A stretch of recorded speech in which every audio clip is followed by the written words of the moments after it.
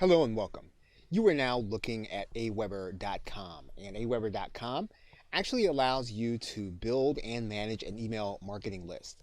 Now, if you don't have an Aweber account, you'll come to this page at Aweber.com, and then what you'll need to do in order to get started is to put your name and email address into the box in order to start a 30-day free trial. Now, if you currently do not have an email marketing list, you will start at Aweber at $19 a month after the 30 days is over. However, if you're going to be moving your list into Aweber, then you are going to be priced according to the tier that you're going to be on, any place from $19 a month up to $149 a month, and then once your list size is beyond 25,000, then Aweber will determine that on an as-needed basis. When you get started with Aweber, you are going to have to put in a credit card in order to get started because they're going to want to be able to bill you at the end of the period. And of course, you'll need to decide whether or not you're going to be billed monthly, quarterly, or annually. There are some price breaks if you do so quarterly and annually. Finally, they're going to have you agree to their service agreement. You are going to want to read that for your own information. So now once you've read through the service agreement, you can then sign up for Aweber. Aweber will give you a login and password, and then what you'll need to do is to put that login password in order to log in. Once you are logged in, you will then be ready to start creating lists for your online business. Okay, so with that, thanks, and I will see you in another video. Hello and welcome. Now in this video, we're going to start the process by creating a list. And what you'll do is you will go inside of your Aweber dashboard. You will go to click the link that says Manage Lists.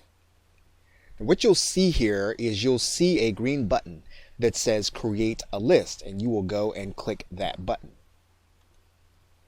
Now in most cases, Aweber will pre-fill information in here, but you can actually change this information. So if you are going to be operating under a specific brand, you can go ahead and write that brand in here. So let's go ahead and do that now, as well as the company website. Now Aweber requires that you put a return address in your emails. They will pre-populate that information based on what's in your billing. Now, if you want to use a different address, you'll need to click this button, and then you'll need to change the information. Once you do that, you will then write that address in, and then you will save the information. Well, Aweber is going to ask you what sender name and email address that you want to use. And in general, what you're going to do is you're going to write in a sender name. And when you write in a sender email, you want to avoid using emails like Hotmail or Gmail or Yahoo. You want to use a server address email or an email address that you created with your domain name. Now, another thing that you'll want to do that will enhance your deliverability is you want to make sure that this sender email is not something like admin or support.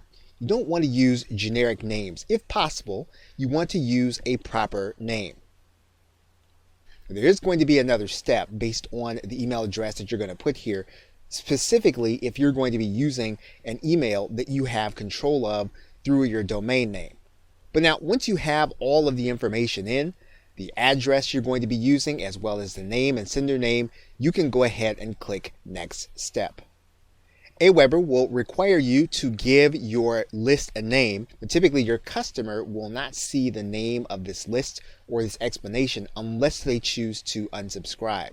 So we're going to go ahead and we're going to describe the list and then give it a name, and we're going to keep it brief. As you can see here, you can only use 400 characters. So we're going to go ahead and do that right now. Okay, so once you've done that, you are going to then click Next Step. Now, Aweber has certain pre-approved subject lines, and you can use any of these subject lines that you feel is going to be most appropriate. Now, they will allow you to request approval for a custom subject line. Now, once you actually write the subject line in, Aweber will take time to approve it. In the meanwhile, what they'll use is they'll use one of the default subject lines that are at the top when you first sign in. So we're going to go ahead and click cancel so that we can see these back, and we're just going to choose the first one. Now we can also make changes to the confirmation. And so what we can do is we can then make sure that this message, or this part of the message, says what we want it to say. Now we want to keep this part brief. We don't want to make this a long, drawn out paragraph. We want it to be brief so that it spells out exactly what your client is going to be getting when they sign up for your email list. In fact, you'll notice here that this says receive email from manage your list with Aweber. We might want to restate that to be a little more natural. Okay, but again, we don't make too many changes and we don't make that very long. We can also insert personalization. So in other words, one of the things that we can do is we can actually add in information that will personalize based on the information that is collected. So when your client actually comes and they sign up for your list and they use their first name, we can actually customize that information so that it says their first name, and then they'll see the message. So all we would do here is we would click one of these buttons, and this will actually personalize the message so that it will say the person's first name and then give them the actual message. And this can sometimes help you with issues of deliverability. But again, that's optional. You don't have to do anything with this information. In fact, you can decide to delete out the information. Click the edit button. You'll notice that that personalization is no longer in this space.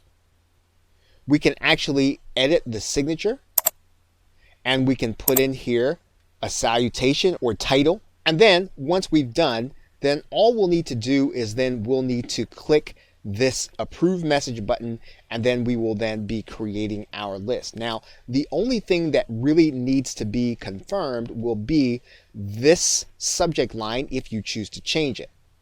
So we are actually approving the message and then creating the list. And once you've created the list, you'll notice here at the top that Aweber will be working on that particular list, and all of the menu fields that we'll be working with will apply to the things that are going to be associated with this one list.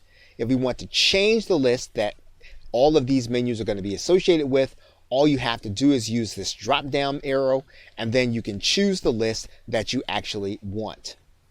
Okay, so we have now created the first list, and we will now move on to some of the menu items. Okay, so with that, thanks, and I will see you in another video.